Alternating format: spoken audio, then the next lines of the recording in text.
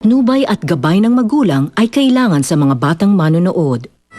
Hihintay sa'yo, maghihintay ako.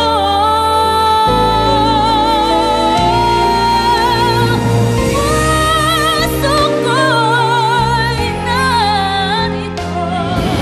Ikaw si Prince? Siya nga si Prince. Siya ang boyfriend ni Angeline. Ang kapal ng mukha nung Lira na yun. Wala namang masama kung dalawin hindi rin puntod ng tao na dali sa kanya ng bagong puso. Wala ko kasi nung nalipat sa akin yung puso ni Angeline. Nawala na yung inis ko sa kanya. Hindi niya deserve na makuha yung puso ni Angeline. Kamusta lakad niyo ni Lira, ma? Pero huwag ka magselos. Humingi lang ako ng dispensa tungkol sa nangyari kagabi. Actually, hingin ko nga sana yung address ni Lira sa inyo para makapunta ako din personally at hihingi din ako ng tawad. Good! I would love for you to do that. Nagising ka ba? Kasi mo nga inaantok ka pa eh.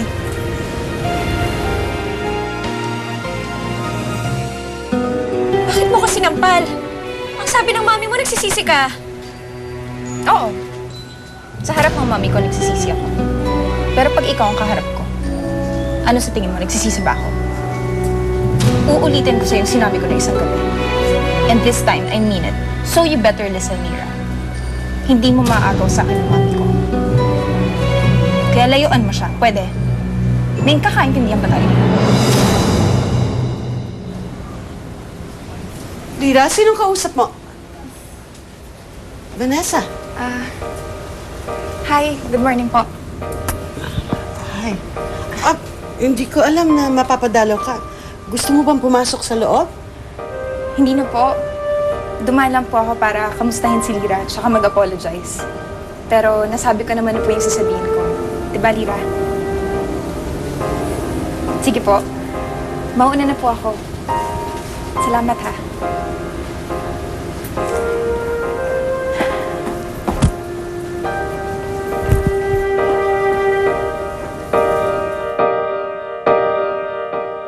Grabe. Ang sama naman ng ugali ng Vanessa na yun. Isumbong mo kaya kay Auntie Zenny. Ayoko namang magalit si inay kay Vanessa. Ayoko ng gulo, Dennis. Alam mo, tama naman yung inay mo eh. Huwag ka na makapagkita doon kay Ma'am Roxanne para hindi na nagsiselos siya sa Vanessa. Para wala nang gulo. Dennis, yun na nga yung problema ko eh. Paano ko iiwasan yung taong nagbigay ng tulong sa akin? Paano ko siya iiwasan? Lalo na't alam kong kahit pa paano pag nakikita niya ako, napapasaya ko siya. Paano ko iiwasan yung taong tumulong sa akin na at pumayag na ilipat yung puso ng anak niya sa akin? Paano ko iiwasan yung taong pinagkakautangan ko ng buhay ko? Sige, sabihin mo sa akin, Dennis.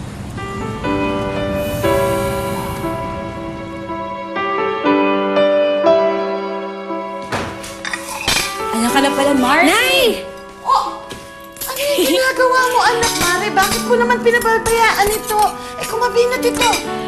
Ay, paawat, anong magagawa mo? Nasaan ang kiss ko? Nay, hindi naman ako napaano eh.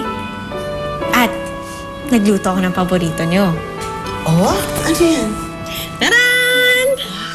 Sinigang na buto-buto ala Lira. Ano pa inintay natin? Kumain na tayo. Gutom na ako. Tara. Halika na. Sige na muna na kayo, kukuha lang ako ng tubig. Ay, hindi. Nakumupo ka na dyan. Ako na kukuha ng tubig. Ninang, gusto kong pagsilbihan si inay. Sige na, kumain na kayo dyan. Ako na bahala. Dahan-dahan, ha? Dahan-dahan. Nay, ako bahala. Dahan ng kilos. Mukhang masarap, Mare. Mabango. Sige na. Ito, kumain ka na.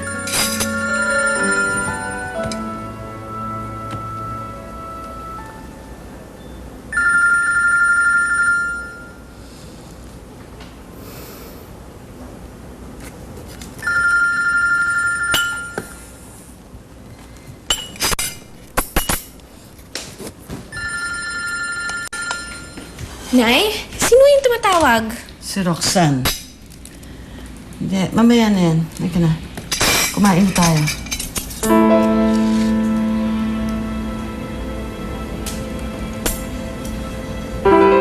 Upo ka na, kumain na tayo. Halika na. Upo na.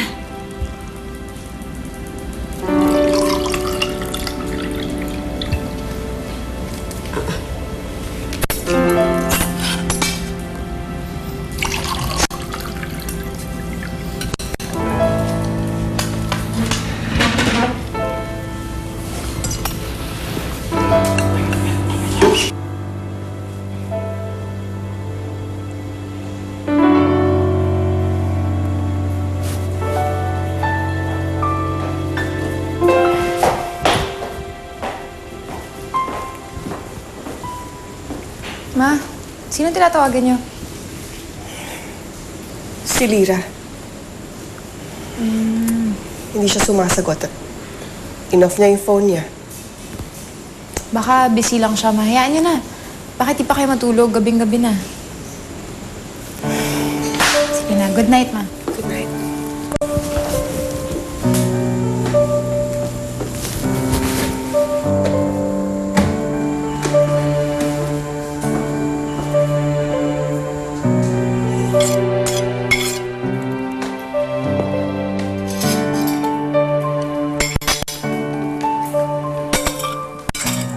Ikaw ha?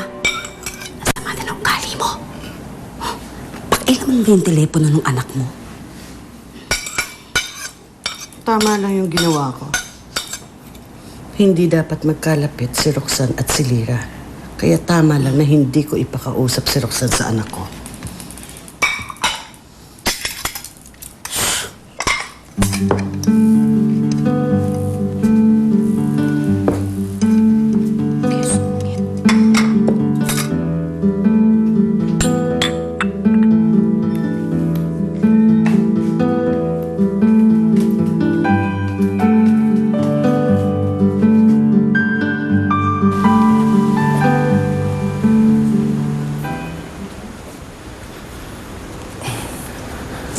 Vanessa, ginagawa mo dito? Alam ba ng parents mo na nandito ka na naman? Actually, hindi eh. Tumakas lang ako. Pumunta lang ako dito para mag-apologize dun sa nangyari noong isang gabi. Sa tingin ko, naka-read away lang ako kaya kita nahalikan. Wala yun. Kinalimutan ko na yun. Para di tayo magkailangan. Actually, hindi ko naman pinagsisisihan yung ginawa ko eh. Hindi ka naman siguro manhid para hindi mo maramdaman na may gusto ako sa'yo, di ba?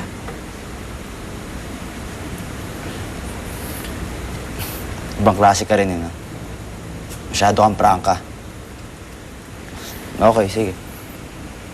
Ngayon, umuwi ka na at baka hinahanap ka na sa inyo.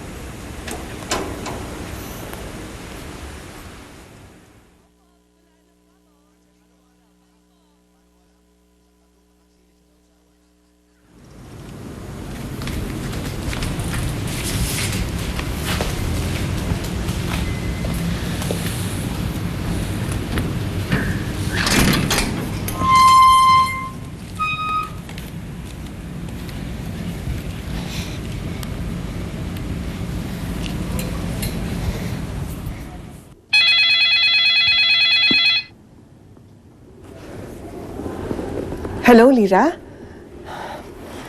Mabuti tumawag ka. Naku, pasensya na ho kanina kung hindi ko ho nasagot yung tawag nyo. Nahihiya po ako sa inyo. Sa totoo lang, nag-alala ko kanina dahil hindi mo sinagot ang tawag ko. Naisip ko tuloy baka kung ano na nangyari sa'yo. Kaya naisip ko na dumaan dyan sa inyo bukas. Ho? Naku, wag na ho kayo pumunta dito bukas, Ma'am Roxanne. Bakit? May problema ba?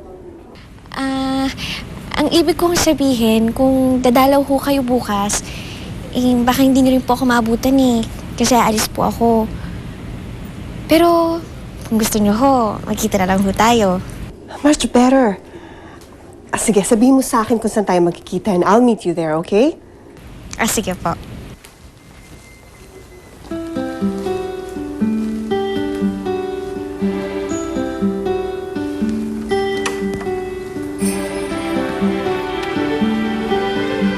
Bye!